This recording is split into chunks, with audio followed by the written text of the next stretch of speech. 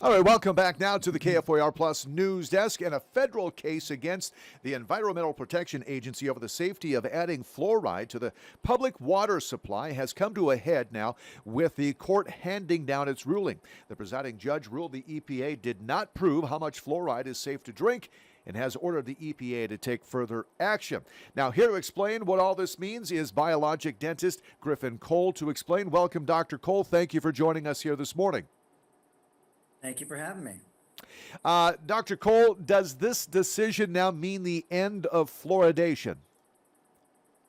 Hopefully, while the court doesn't actually have the legal authority to force the EPA to end fluoridation, the judge did give a very strong decision based on extensive scientific evidence and ruled that fluoridation poses an unreasonable risk of reduced IQ in children, and that the one thing that the EPA cannot do in the face of this judgment is to ignore that risk. So this case took 7 years. Why did it take so long? Yeah, the judge needed time to look at all the scientific evidence. There was a ton of it. Plus, there was a lot of expert testimony from some of the world's foremost scientists on this topic. And then he wanted to allow the EPA time to counter it, which they failed to do. In addition, he was waiting on the latest results of the National Toxicology Program's review of all of the evidence out there on fluoride's neurotoxicity, which showed overwhelming harm to children's brains. Well, why has now fluoridation been promoted so heavily for so long, and how does the dental community view this ruling? Yeah, great question. Well, first of all, if fluoride did even close to what they have been claiming for years as far as reducing cavities, then perhaps it would be a good practice and it would be one of the top 10 health achievements that the CDC has claimed for so long. But unfortunately, oral health reports don't show that. They show that actually fluoride is not effective. And, you know, the CDC and the American Dental Association, they're still promoting it, even in light of this decision. They're still saying that we see it, we hear what the judge and everybody says, and we still say it's safe and effective. How might reducing fluoride levels in drinking water impact our health outcomes? Well, it's going to help. Listen, besides this very important thing on children's brains, it affects the thyroid gland, it affects your pineal gland, it affects our kidneys, it affects every enzyme system in the body. So it's something that we just don't need in our drinking water.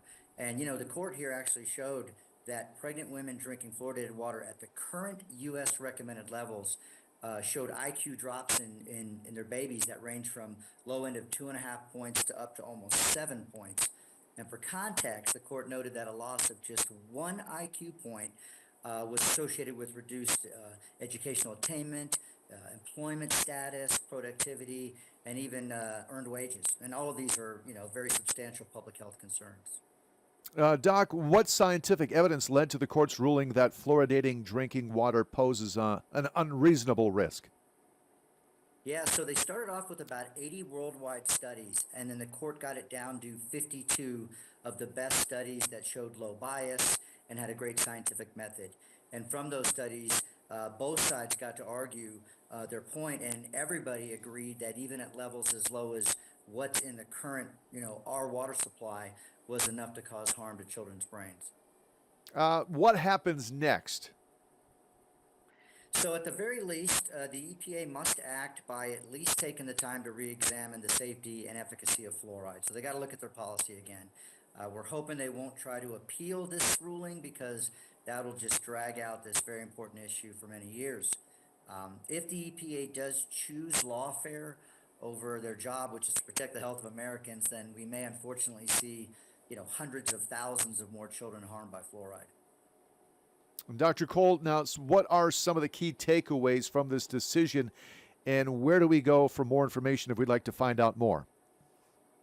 Well, the key takeaway, the one main key takeaway is that, you know, we shouldn't be adding fluoride to our water. You know, we're 95% of the world does not fluoridate, and yet all the decay rates are the same worldwide.